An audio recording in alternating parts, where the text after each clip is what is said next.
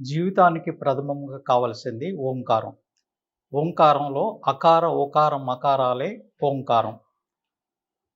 అ అంటే బ్రహ్మ, ఉ అంటే విష్ణు, మ అంటే మహేశ్వరుడు. వీరికి మనం ఎలా చేస్తే ఏ చక్రాలు యాక్టివేట్ అవుతాయి, ఏ గ్రహాలు యాక్టివేట్ అవుతాయి అని నేను వివరించదలుచుకున్నాను. హిట్ టీవీ ప్రేక్షకులకు నమస్కారం. అకార, ఉకార, మకారాలే ఓంకారం. ఓంకారంలో అకారం అంటే బ్రహ్మ, ఉకారం అంటే విష్ణు, మకారం అంటే మహేశ్వరుడు. సృష్టి స్థితి లయకారకులు వీళ్ళు ముగ్గురు, బ్రహ్మ విష్ణు మహేశ్వరులు. దీనికి మూలం ఓంకారం. దాన్ని ఎలా చేయాలంటే మూలాధారం అంటే మనం ఎక్కడైతే కూర్చున్నామో అది మూలాధారం అంటాం. దానికి వినాయకుడు అధిపతి. తర్వాత ఎర్రటి కలర్ను ఎర్రగా చూడాలి. తర్వాత సర్వ విఘ్నాలు పోతాయి. అక్కడ కర్మకారకులైన 3 గ్రహాలు ఉంటాయి. రాహుకేతువులు, శనీశ్వరుడు. ఈ 3 గ్రహాలు మన కర్మకి కారకులవుతారు. తర్వాత అకారంలోనే రెండో చక్రం. ఆ రెండో చక్రం ఏంటంటే నీరు, అంటే జలతత్వం కలిగింది. స్వాధిష్టానం. స్వాధిష్టానంలో లక్ష్మీ నారాయణులు ఇద్దరూ ఉంటారు. వారిని మనం ప్రేమగా చూసుకోగలిగితే అంటే శుక్రుడు ఉంటాడు. దానికి శుక్రుడు ఆ గ్రహానికి అధిపతి. తర్వాత ఈ గ్రహాలను మొత్తం యాక్టివేట్ చేయగలిగే శక్తి అకారానికి ఉంది. అది ఎలా చేయాలంటే ఇది ప్రాణం, ఇది అపానం. ప్రాణం అంటే ఇది. ఈ ప్రాణం మనం మూసేస్తాం. తర్వాత అపానాన్ని మూసేస్తాం. వ్యానం, సమానం, ధ్యానం ఈ 3 కలుపుతాం. అప్పుడు మనం లక్ష్మిలాగా ఉంటాం. దీనికి ధ్యాన ముద్ర అంటాం, కుబేర ముద్ర అంటాం దీన్ని. ఈ కుబేర ముద్రలో మనం ఎంతసేపు కూర్చున్నా కానీ ధనం వస్తూ ఉంటుంది. ఎప్పుడు వస్తూ ఉంటే మనం ఇస్తూ ఉంటే వస్తూ ఉంటుంది.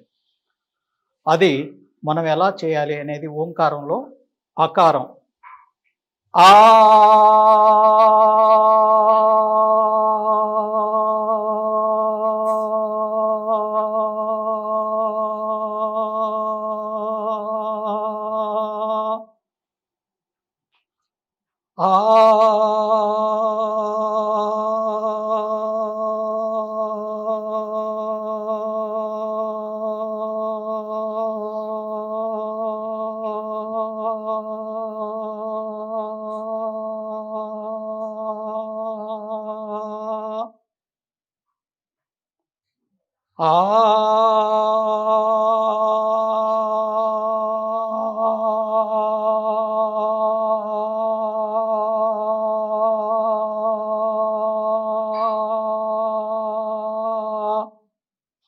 పంచభూతాల 2 తత్వాలు ఇక్కడ యాక్టివేట్ అవుతాయి. అంటే భూతత్వం ఓపిక వస్తుంది. మనకు ఎంత భూదేవికి ఉన్నంత ఓపిక మనకు వస్తుంది.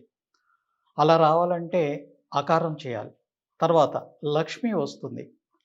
లక్ష్మీ నారాయణుల అనుగ్రహం కలుగుతుంది. అలా కలగాలంటే ఆకారం చేయాలి.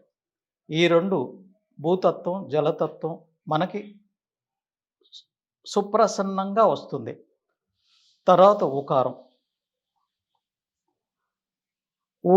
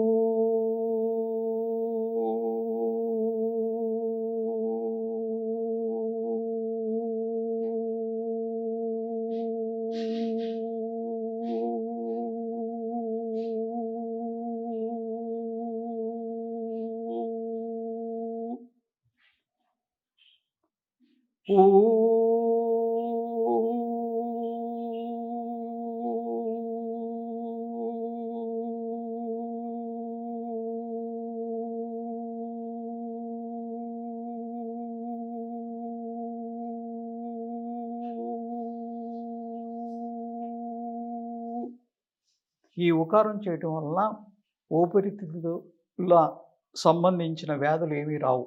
తర్వాత బీపీ, షుగర్లు 2 కంట్రోల్‌లో ఉంటాయి. అగ్నితత్వం, వాయుతత్వం 2 యాక్టివేట్ అవుతాయి. అగ్నితత్వం రావటం వలన గురువుల అనుగ్రహం అవుతుంది. వాయుతత్వం రావటం వలన విశ్వప్రేమ ఏర్పడుతుంది. మనకి విశ్వప్రేమ ఏర్పడిందంటే, విశ్వాన్నంతా ప్రేమించగలిగే శక్తి మనకొచ్చిందంటే, మనకు ఆధ్యాత్మికలో 50% వచ్చేసినట్టే. ఎవరినైనా ప్రేమించగలిగే శక్తి ఇక్కడ లభిస్తుంది.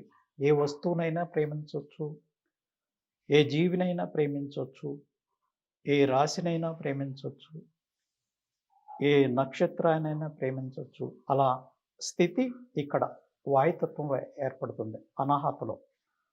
మనకి అగ్నితత్వంలో గురువుల అనుగ్రహం అవుతుంది. అఖండ గురుసత్తా యొక్క అనుగ్రహం కావాలంటే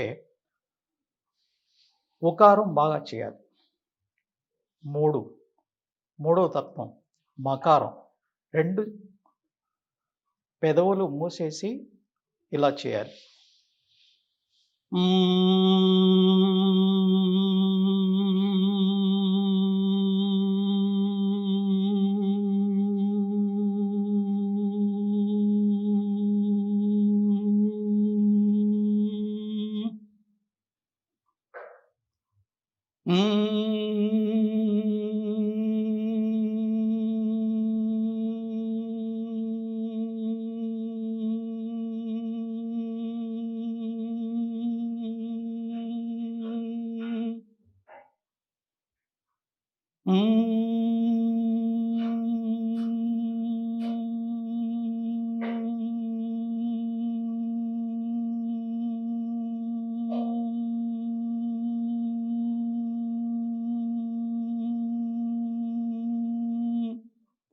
ఇలా చేయటం వలన మనకి విద్యార్థులకి అందరికీ కూడా జ్ఞాపక శక్తి పెరుగుతుంది.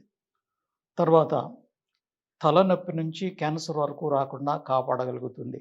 రక్త ప్రసారం 72 లక్షల నాడుల్లో చక్కగా జరుగుతుంది. అలా జరగాలంటే మకారం చేస్తే మనం రక్తం శుద్ధి అవుతుంది. ఇలా అయితే ఆకాశతత్వం, తర్వాత మూడో కన్ను అంటే ఈశ్వరుడికి మూడో కన్ను ఎలా ఓపెన్ అవుతుందో ఆ కన్ను ఓపెన్ అవ్వటం. తర్వాత సూర్యగ్రహం అంటే కుజుడు, చంద్రుడు, సూర్యుడు ఆ ముగ్గురు కూడా యాక్టివేట్ అవుతారు. ఆ 3 గ్రహాలు యాక్టివేట్ అవుతాయి. తర్వాత ఇలా చేస్తే అకార, ఉకార, మకారాలు కలిపి చేస్తే ఎలా ఉంటుంది? ఓంకారం 21 సార్లు చేయాలి. ఈ 21 సార్లు కూడా బ్రాహ్మీ ముహూర్తంలో చేస్తే మంచిది. ఈ అకార, ఉకార, మకారాలు 11 నిమిషాలు 33 నిమిషాలు చేసి, తర్వాత ఓంకారం 21 సార్లు చేస్తే మీకు 40 నిమిషాలు అవుతుంది సుమారు. తర్వాత 21 నిమిషం ధ్యానం చేస్తే అద్భుతంగా ఉంటుంది. మీరు ఊహించని విధంగా మీ మనస్సు మీ స్వాధీనం అవుతుంది. మీ మనస్సు మీకు స్వాధీనం అయినప్పుడు మీ బుద్ధి చక్కగా పనిచేస్తుంది.